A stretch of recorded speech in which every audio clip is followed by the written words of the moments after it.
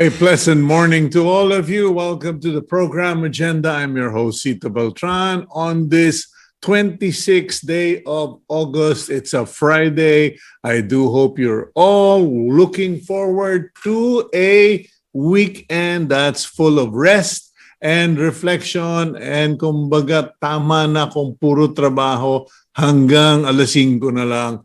Bukas, pahinga naman kayo, okay? And if you're wondering why I'm emphasizing on focusing on the rest tomorrow, because our subject today will have something to do about focus, but also I wrote an article in the Philippine Star in the opinion section and Cito where I talked about burnout. Yes, I mentioned this. We've featured this on the program, burnout, and I did an article just so our friends and readers are reminded that we are, sabi nga, tama ba yung sabi nila, you're organic.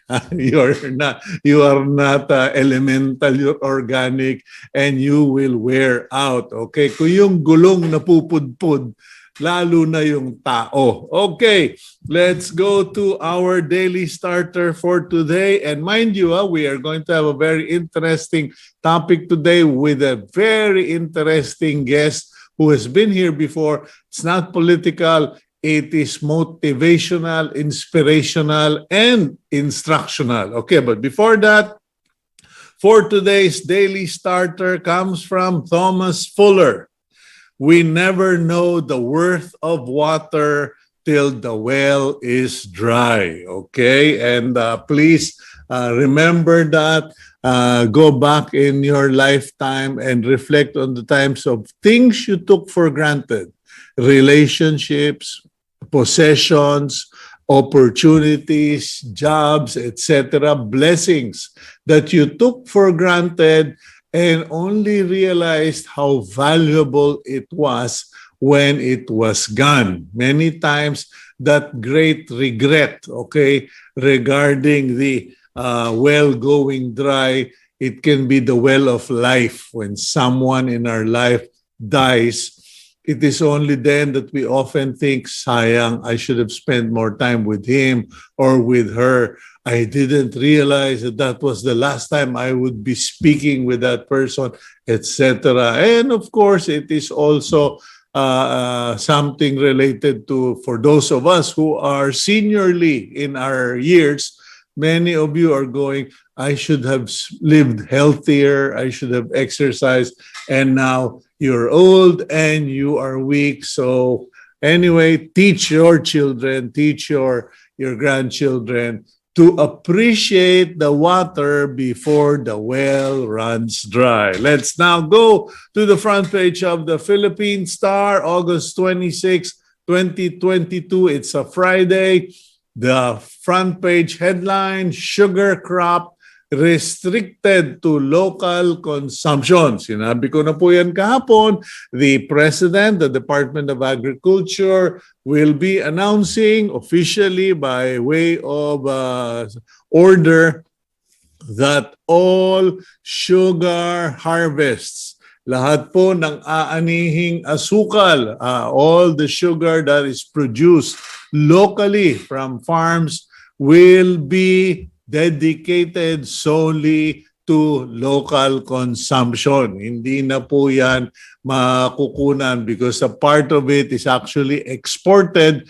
This time, no. It's all for local consumption until such a time when our sugar planters, millers, etc. are able to catch up and sustain their production to the required levels or surplus targets. Okay, at the top of the front page, we have DSWD won't let polls take over education aid distribution. Okay, because yesterday we read to you the suggestion of the League of Governors that the DSWD can give the money to them, this financial aid for student in financial crisis, to the league, and they will be the one to distribute. Well, we kind of said, wag na lang, wag nyo nang pakialaman yan. And it turns out that Secretary Erwin Tulfo has done so. He has declared that the DSWD will take care of the distribution. Okay. Meanwhile, LTO asks LGUs to lower NCAP fines. Yang issue po ng no contact apprehension policy and the excessive fines have reached Congress.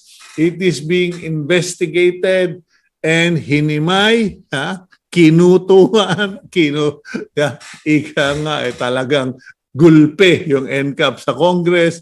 And now even the LTO is now claiming that they have told local government units, the 5 local government units, to lower the fines to the same level as the MMDA structure of fines for NCAP. Okay, kung sa madaling salita, mukhang hindi kikita yung nagmaniobra nitong PPP na ito. Okay? And on the other side of the top, we have private hospitals ready for surge in monkeypox cases. Okay. The Private Hospitals Association has announced that they're ready to handle any monkeypox case. They have prepared for it, and they already have a standing policy for people under their organizations to monitor patients coming in, individuals coming into the hospitals, to look out for signs of monkeypox. Kasi yung iba naman po, papasok sa hospital, you go to the hospital because you feel sick, you feel you might have COVID, but it turns out that you have more than COVID, you might have monkeypox. But there are so far only 4 cases in the Philippines. Okay. And regarding typhoon or severe tropical storm, Florida, the report is 3 confirmed dead due to Florida. Now, some of you will say, react, ano ba kayo? Nagbabasa ba kayo? Nakikinig ba kayo sa radyo? Nanonood ba kayo ng TV? Because judging from all of the reports and anecdotal testimonies, there are more than 3 that died, disappeared, or drowned due to Florida. But as far as official data is concerned, confirmed because meron ng death certificate, meron ng report, 3 pa lang. But that will probably go up to around 6, if not maybe 8. And we're not wanting that, but we're essentially basing it on what we picked up in media. Okay. Meanwhile, DepEd and the PSDBM execs were grilled in Congress regarding the laptops that were purchased, and it turns out that certain shortcuts were made. So ayan po, medyo naiipit na 2 officials of the DepEd essentially became the center of attention. Aside from the PSDBM, Senator Risa Ontiveros has once again reiterated her call for the PSDBM to be dissolved. Okay. Farmers, in the meantime, are saying no salt shortage, but prices going up. Okay, many of you probably heard yesterday TV reports and radio reports regarding that there is a possible salt shortage. According to the DTI, according to Undersecretary Ruth Castelo, wala namang shortage, nagmahal lang ang asin. And ladies and gentlemen, before people start getting panicky about salt, okay, first of all, salt production is affected by weather. So, sabi nga ni Harap, weather lang yan. Okay? Kung yung weather maulan, mahirap magpatuyo para magkaasin. Okay? Number one. Number two, everything will go up because fuel prices have gone up. So, some people are just very poor at making the connections or explaining the situation. Primary problem is fuel prices have radically gone up. Transport costs, etc.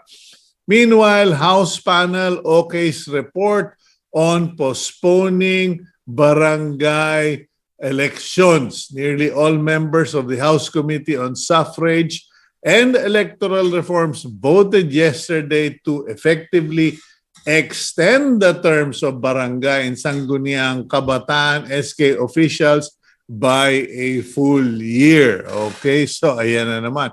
Mag-aaway sila because yung mga nasa Congress gusto wala munang eleksyon. Yung nasa COMELEC naman, sabi mas magastos yan. And some of the legal experts are saying it's unconstitutional and illegal. Okay. And speaking of Congress, the women legislators elect new officers headed by Congresswoman Yeda Marie Romualdez of Tingog Party List. Okay, during the organizational meeting of the Association of Women Legislators Foundation, Inc., that women lawyers have a long way to go. Okay, government hikes debt burden share in 2023 budget.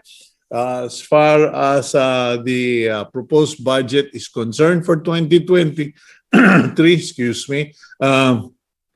we will set aside a bigger portion of the budget, okay, compared to last year or this year for paying our utang.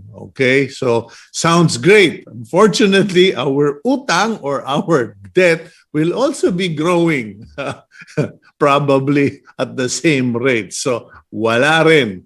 Nagbabayad ka ng utang, kumbaga nile-level up mo lang. Okay. Anyway, last but not the least, you have that photo of a female soldier carrying an artillery shell among the various armaments on display during the 52nd anniversary of the Army's 4th Infantry Division and celebration of the Higalaay Festival at the Centro Ayala Mall in Cagayan de Oro. Yan na po. Those are our news items on the front page of the Philippine Star. Let's now go to the interview portion of Agenda.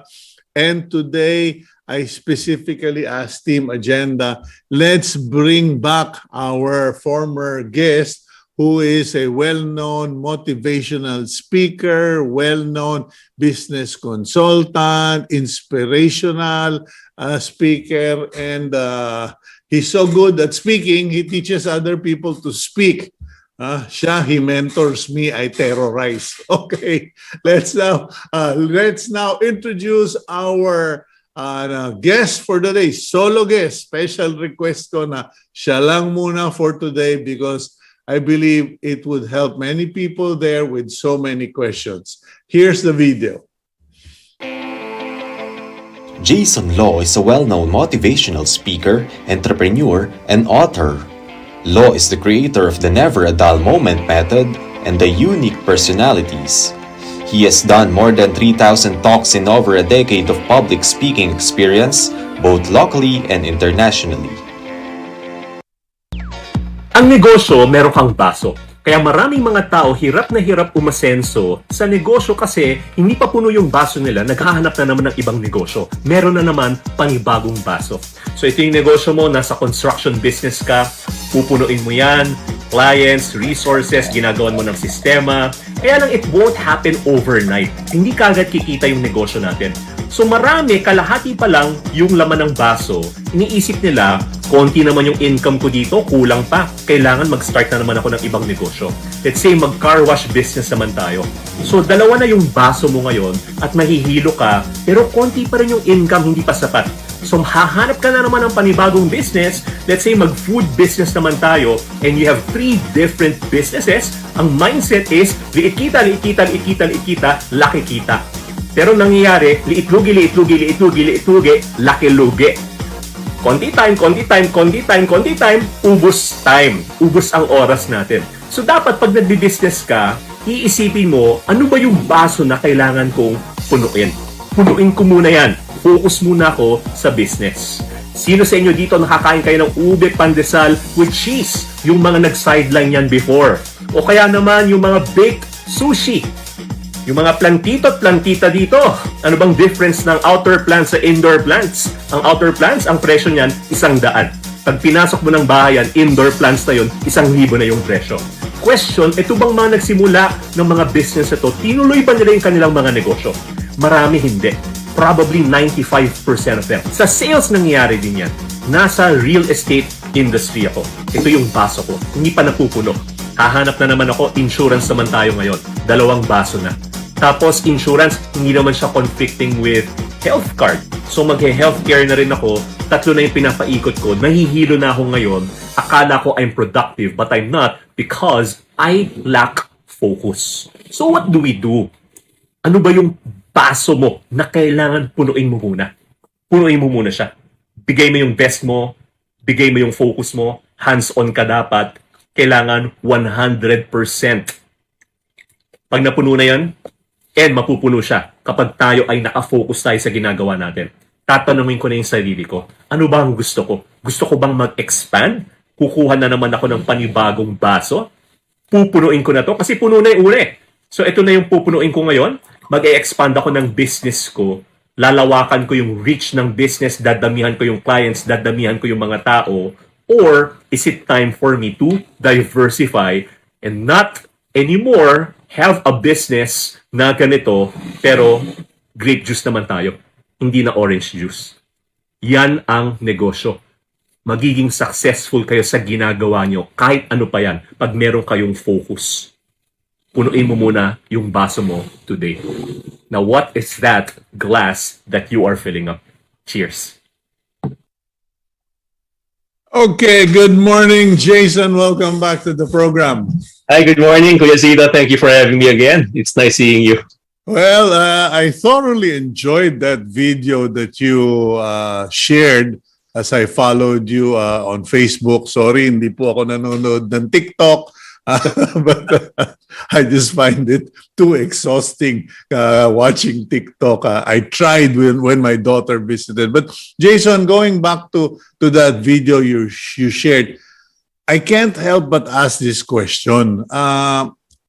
What about you? Because, you know, you are multi-talented. You give lectures all over. You give talks, etc. What's the difference between what Jayson Lo is doing now in relation to focus? Kasi sabi ko, dami-daming ginagawa nitong Jayson na ito. Anong focus? Am I missing something, Jayson? Yeah, yung video na yun, it came from experience. Mm-hmm. So there was a time when I was around 26 years old. I was operating 4 different businesses at the same time. Most of my businesses were very small, but there were some that eventually grew and became medium-sized. And akala ko yun yung way for me to be successful if I do a lot of things. Tapos mali din yung aking purpose. My purpose was to prove to others that I can do it, I can make it. And there were some critics, so I want to prove them wrong. But today, yung perspective ko nagbago. It's not about proving others wrong, but proving those who believed in you that they were right all along. And at the age of 30, that's when I lost everything. Isa-isa, nag-close yung mga business. Tapos yung 2008 na crisis.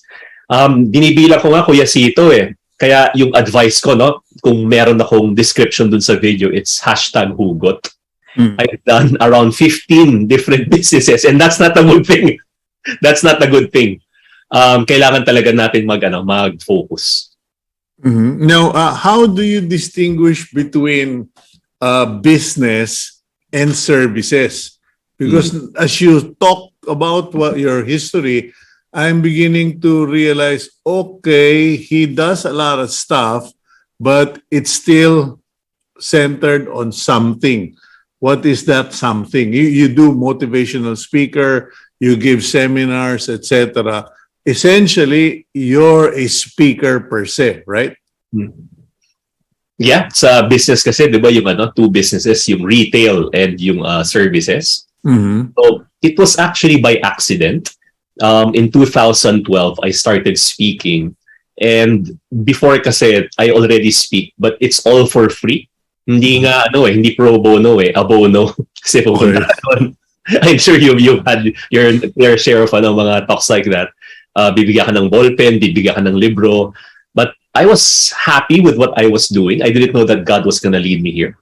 And today, in a world where ang daming mga fake news, even sa motivation, they will tell you, borrow money, take risk, walang nagiging successful nang walang risk. Tapos, kailangan mangutang ka. All this junk out there.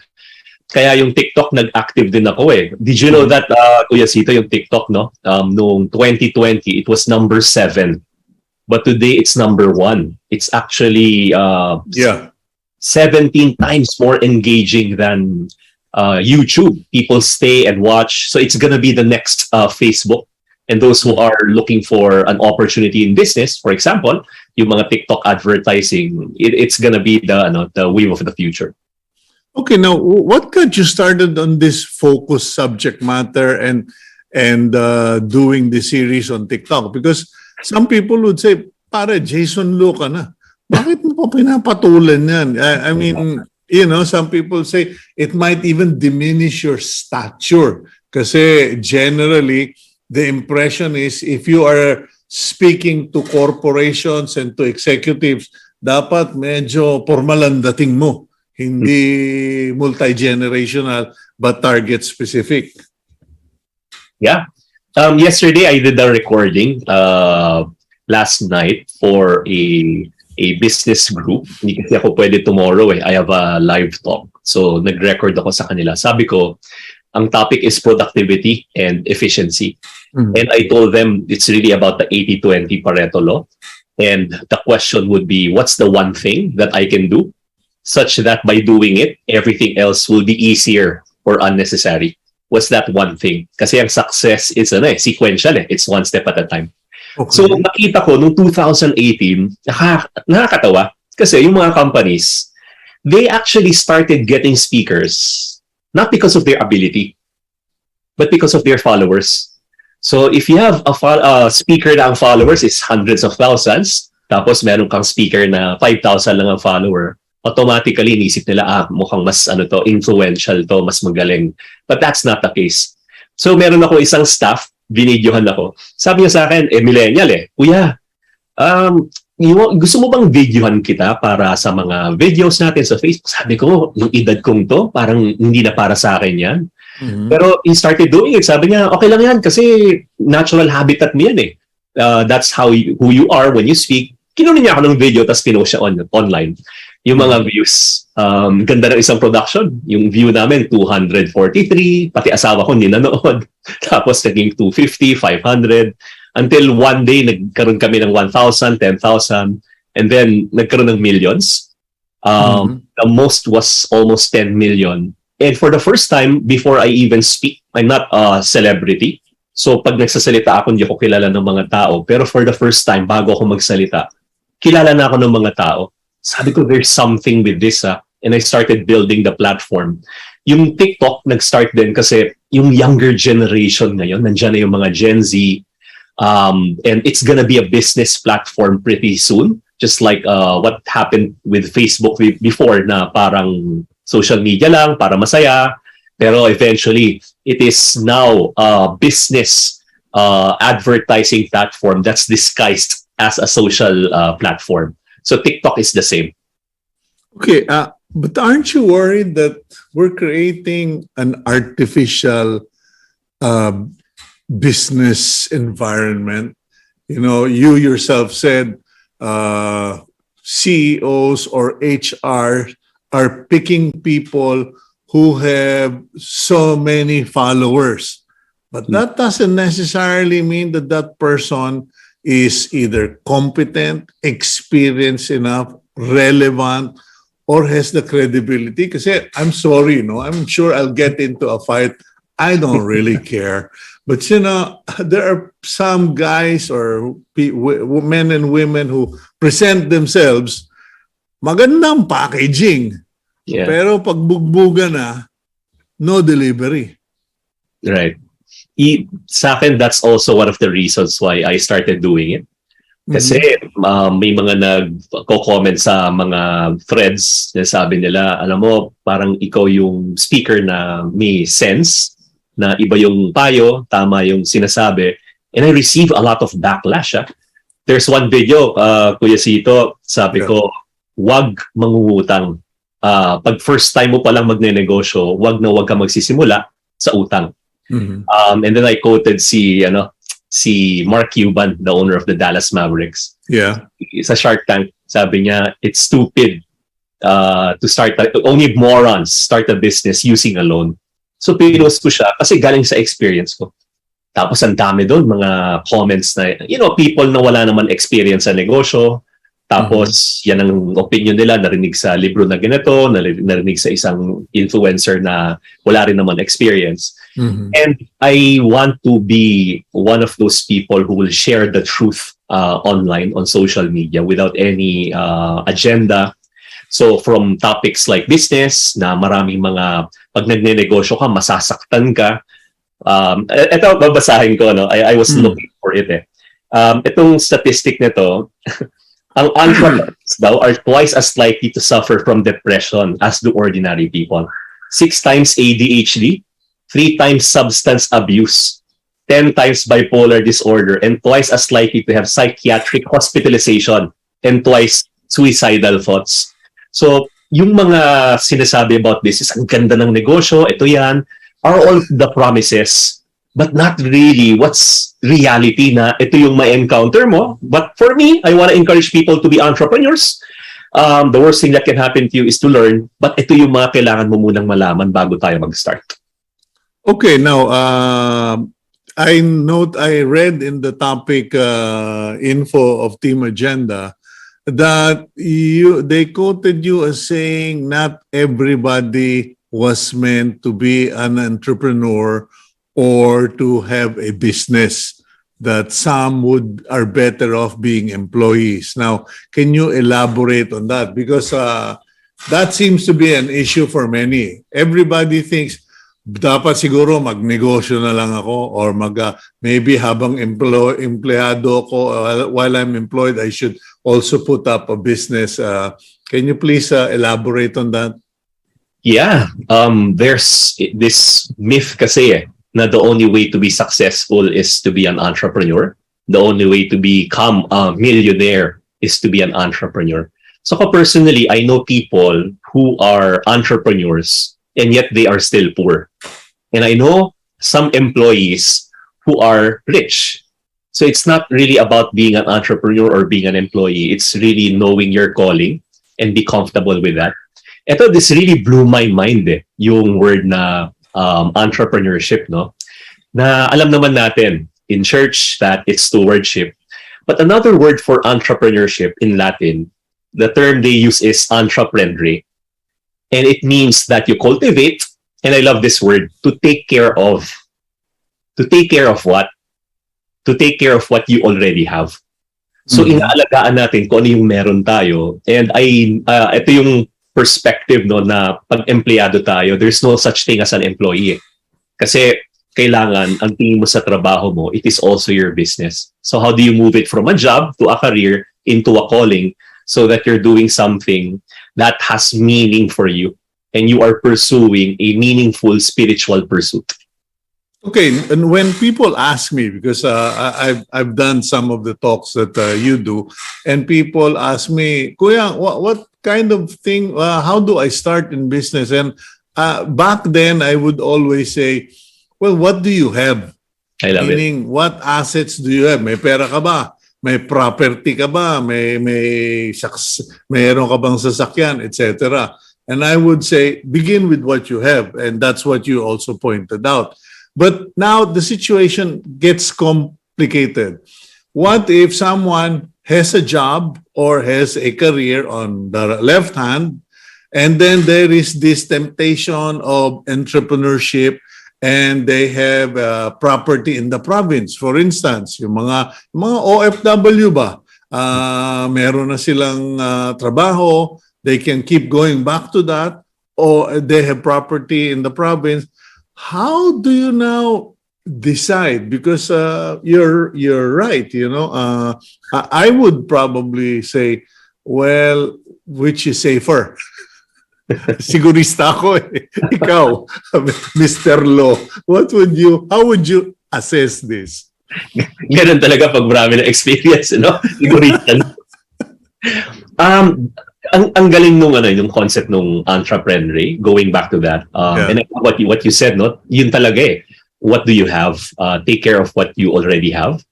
And what's interesting is that, alam nyo ba, I got this from one of our friends in the finance industry. Sabi niya na ang number one export product daw ng Philippines, hindi natin mahuhulaan. Di ba pag sinabi export product ng Philippines, ano yan? Banana, coconut, pineapple. Pero ang sagot, electronics. Just imagine, electronics.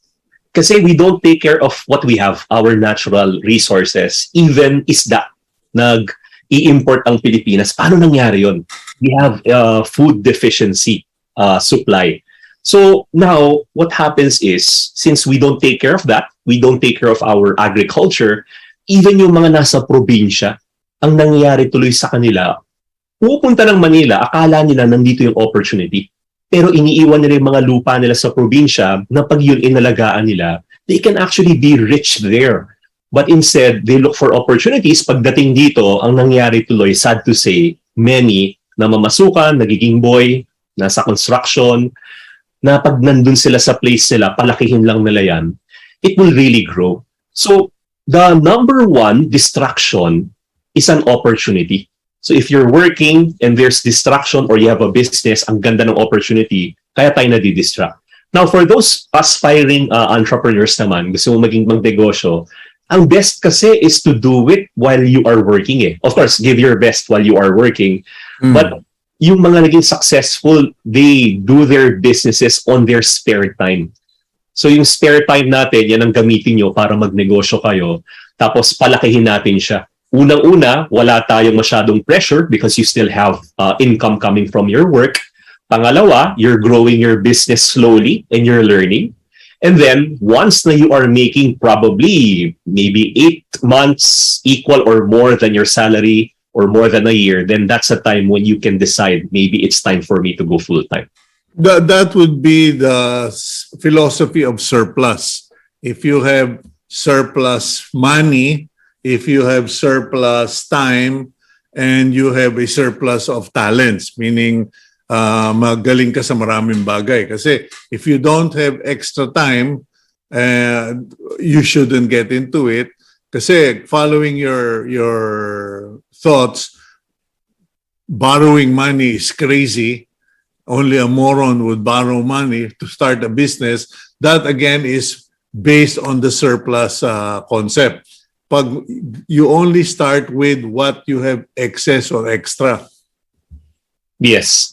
And yun din nung mali nung mga nagnenegosyo, when they start a business, naisip nila yung capital lang yung ipapasok nila. Ang di nila iniisip is they need their OPEX. So on top of their investment, they should compute 6 months to a year.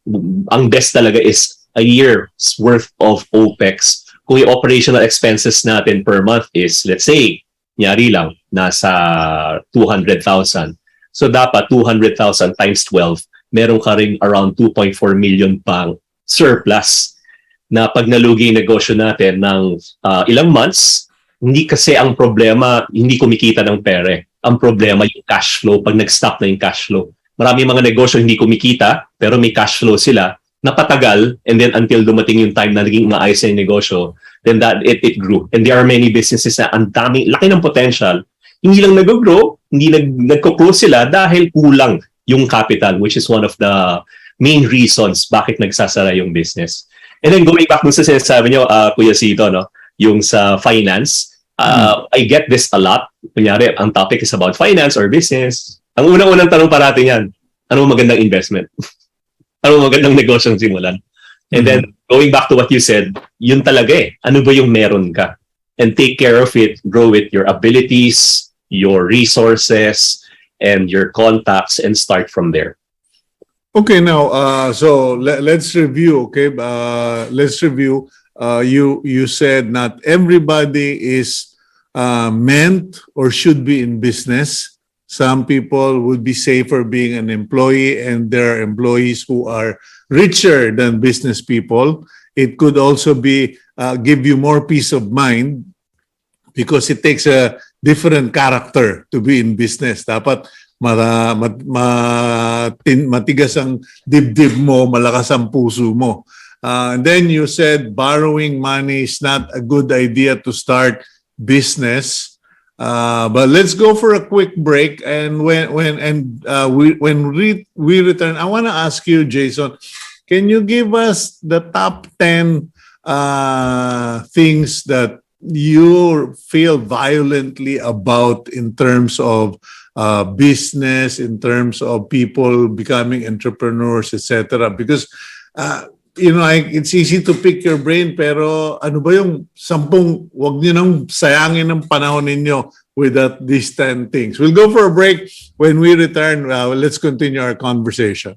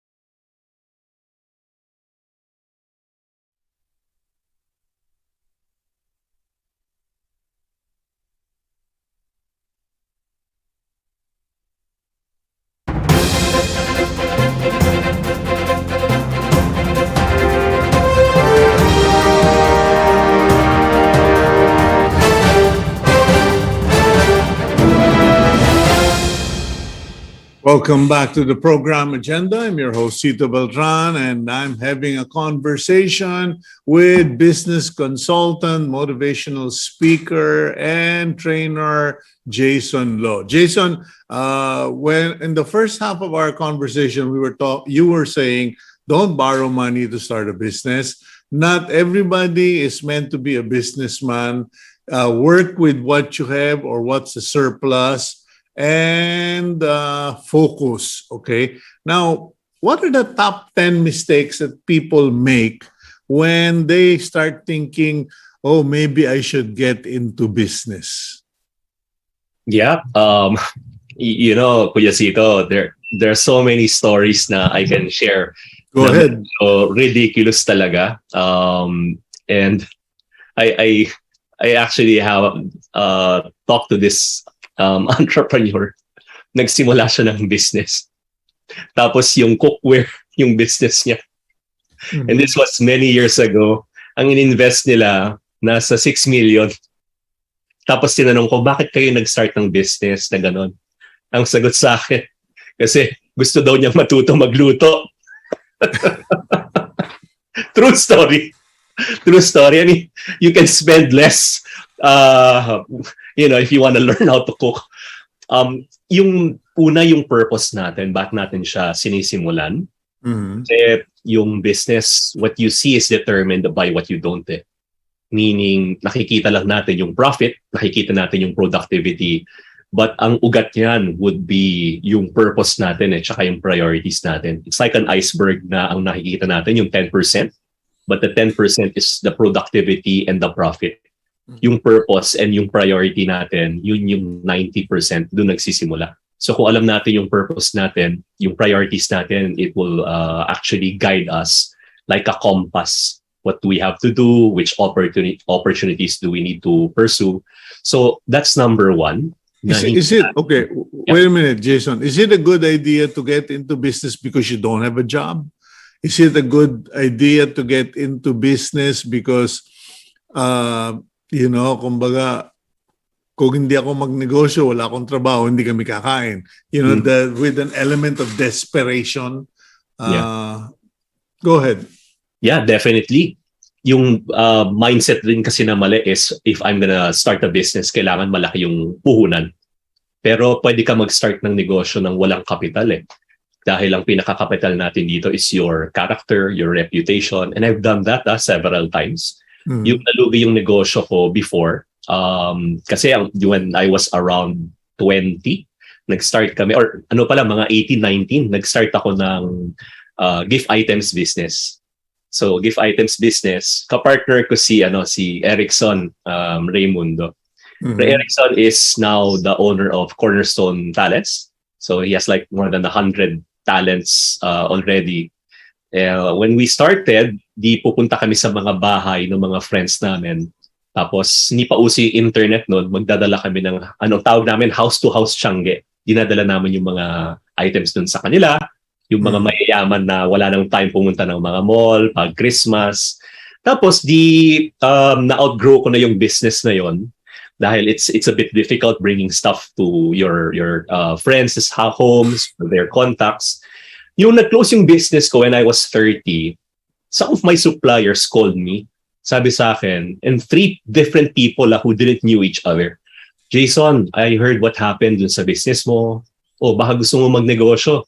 Punta ka lang dito sa warehouse, buha ka lang ng mga items. Pag nabenta mo, remit mo. Pag hindi, balik mo lang sa akin. I ended up with almost mga around siguro 800,000 worth of inventory. Hindi pa kasi uso yung internet back then, kaya kailangan pinapakita mo talaga sa mga tao yung items. And ang puhunan ko lang, laway lang. Yung laway maubos, inom ka lang ng tubig, may laway ka na naman. Dun sa mga gusto magsimula, this is one of the best advice that I can give. This came from the book Create by Choice by Jim Collins. Ang tawag niya dito, shoot bullets before you fire a cannonball. So, pag nagdenegosyo, testing muna, testing phase, baril-baril muna ng konti, hindi mo tinatamaan, may surplus ka pa, hindi mo na naman tinamaan. Tapos pag tinamaan mo na, ayan, tinamaan mo ulit, ready ka na. Pero dapat ready ka with your cannonball. Kasi madami, cannonball kagad. Pag nag-miss, ayun, wala na tuloy pang barel, wala nang bala, naubusan na kagad. And then, what happens is inutang pa nila, double whammy na yun. So, that's one thing, Start with small things. And then from there, you can learn, grow your abilities, grow your contacts, grow your network. shoot bullets before you fire a cannonball. Okay, so the first story you shared was don't throw money just to learn something or wrong purpose for putting up a business. Kumbaga, wag kang magtayo ng kumpanya para lang matuto magluto. Punta ka na lang sa cooking school. Okay, so wrong purpose for putting up the business. Other stories, please. Yeah, ako kasi ang story ko, I wanted to retire early. Okay. Yung gusto kong mangyari, I heard the stories of Teriyaki Boy, mga pancake house na binili yung kanilang branches of restaurants. More than 10, they earned like parang 300, 400 million. So ako, I wanted to put up several restaurants and then do the same, sell it. Yun yung gusto kong mangyari. Maling-mali talaga yung purpose ko. And there are countless stories of people who started businesses without having any purpose at all. Kasi kung ang purpose lang natin, pera, mahirap eh. Dahil pag kumita ka na ng pera, so now, what do you do with that? If you have money and you don't have purpose with your money, then that's all for nothing eh. Dahil mangyayari lang dyan kung saan-saan lang natin siya gagamitin. Pero kung alam mo yung purpose mo, alam mo kung saan natin ilalagay yung pera. What's interesting also, pagdating sa mga nagbi-business, yung sa utang, I want to emphasize this, may mga naging successful nagsimula sila sa utang, nagnegosyo, pero lahat, ako, I believe, almost lahat, if not lahat ng tao who started a business ng nangutang, meron na silang experience, meron na silang know-how, they already know what they were doing. Kasi sa Bible, and you know this, Kuya Cito, sa Bible, lahat ng mga descriptions dyan about debt, lahat ng mga verses about debt, negative. Hindi sinabi sa Bible na huwag kang mangutang, pero it's highly discouraged.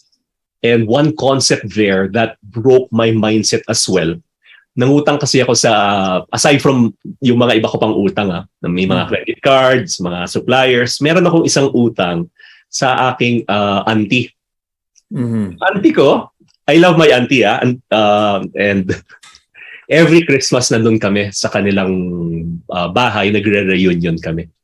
Yung utang ko, sa dami kong utang nun, kung babayaran ko yung utang ko sa kanya ng 5 to 10,000, baka abutin ako ng 10 taon, hindi ko pa bayad. So, pag nakikita ko siya, sabi sa Bible, yung the borrower is slave to the lender or the master. So our relationship changed. She's no longer my auntie. Mentally and spiritually, she has become my master. And I have become her slave. So pag nakikita ko, gusto kong parang lamunin ako ng lupa ng buhay. Pag hindi naman ako pumunta sa reunion, baka isipin nagtatago ako. Ano magagawin ko sa buhay ko? And then I was able to pay her 6-digit amount na check. Kumita tayo ng medyo okay nung time na yon. Yung pag-abot ko ng cheque, parang nawalan ako ng tinik. Tapos pagpasok ng car, I was with my kids. Maliliit pa sila noon. Sabi ko, guys, come on! Celebrate with daddy. Shout with me. Freedom! Maliliit pang cute. Freedom! Hindi nila alam kung bakit. But finally, we are free, guys. I told them. Okay, now you, aside from putting up businesses, because I was watching the video and you conduct all of these seminars and you did mention earlier na maraming instance, they select people to speak to them because of followers.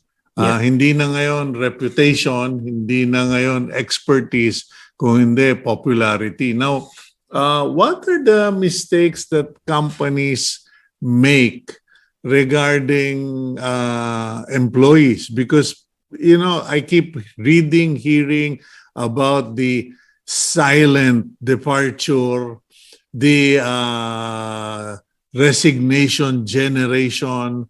And when I speak and I talk to this younger batch of workers, they all tell me that unlike your generation, Kuya Cito, we no longer have loyalties or relationships with the companies because companies are no longer faithful to their employees. And so, ganyan na nangyari. Yung bang serial employee. In 1 year, nakakatatlong company. I was talking about that with a friend.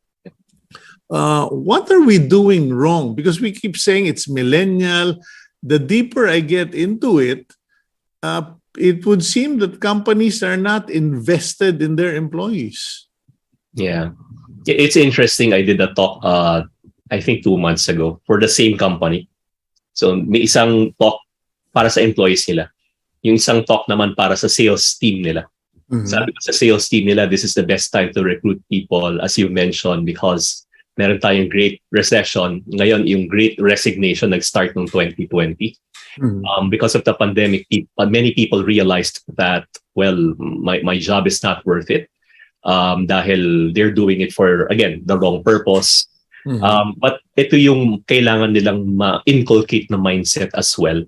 Sabi ko nga in one of my videos also, you cannot Google experience.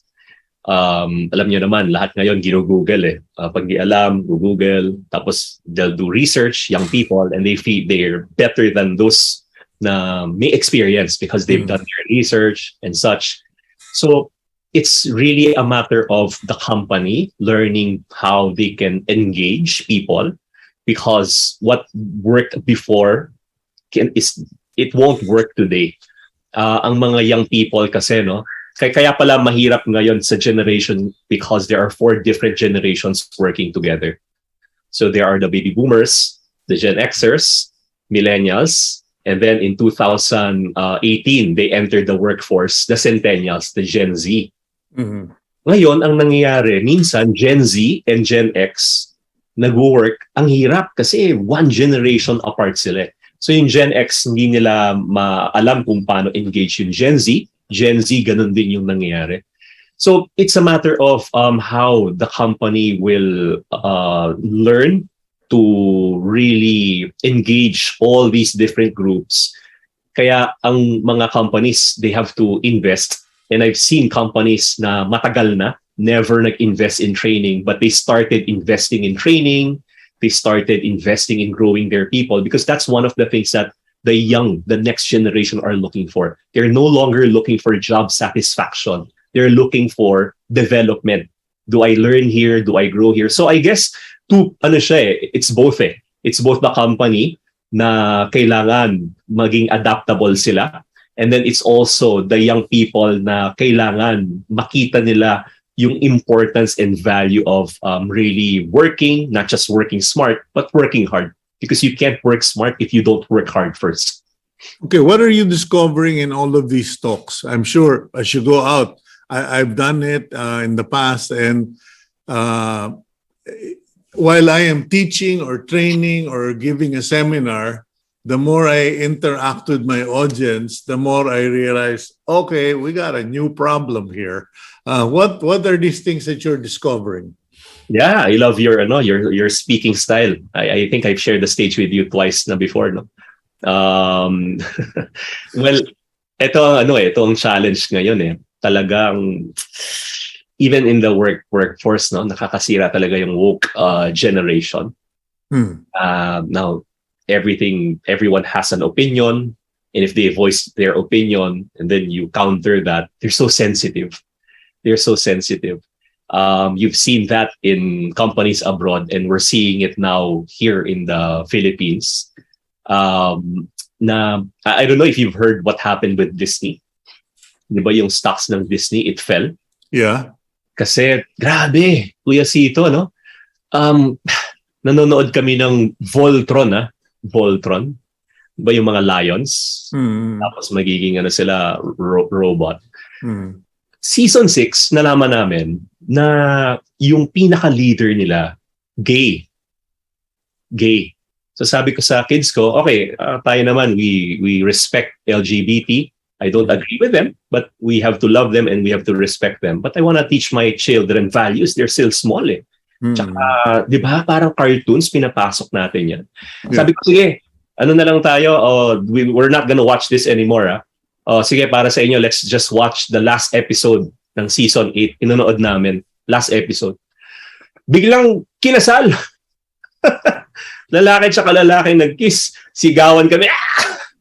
Okay. Lahat ng mga shows from yung bagong Toy Story ngayon, meron din ganon na tayo, we're not allowed to share about God. And I've had experiences like that na mga multinational companies would tell me, Jason, please do not share the Bible or any Bible verse or even God, because we respect diversity. In our company, we don't even pray. At the back of my mind, I'm thinking probably that's the reason why your company is having problems today, because you don't pray.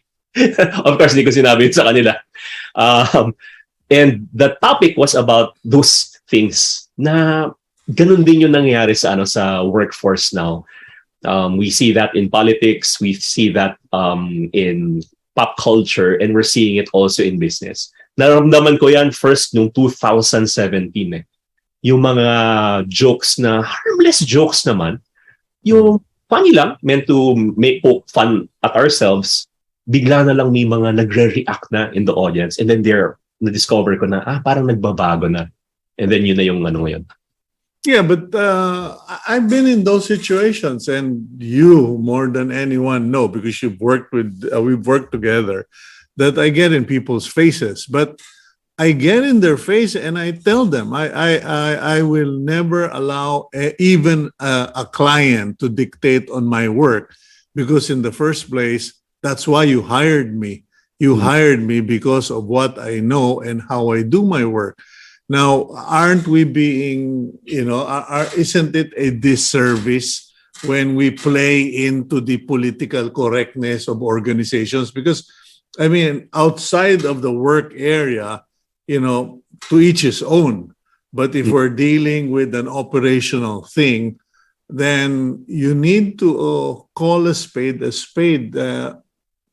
Doesn't it make a difference when people realize this guy is sincere? This guy's got our back, and he'll hurt us, but it's a hurting we need to go through. Yeah. I see myself like a secret agent. Mm-hmm. So I've been in situations where sa Philippines naman allowed tayo, no? Only a small fraction would say that. Would prohibit you from talking about God. But there are some speakers who wouldn't speak, for example, to tobacco companies. I know one who wouldn't. Ako naman, ang conviction ko is if I don't speak to them, then who would? And in one sales organization, of course, I won't mention companies. No, the facts are really bad. It's all about money. It's all about ganyan. So I had to call a friend. Sabi ko, a speaker friend. Sabi ko, bro, kasi ito yung concern, the company, ibang-iba yung values. But I have a heart for these types of companies eh. Parang pag hindi ako magsasalita sa kanila, sino pa? Hindi magsalita ako sa kanila, the culture is about money and all these stuff. Magagandang kotse, sports cars. Tapos yung huli na, di ako yung nag-speak ako, di about success, about ganyan. Maya-maya, pinapasukan ko na about God. Tapos closing ko, in everything that you do, you have to put God first in everything.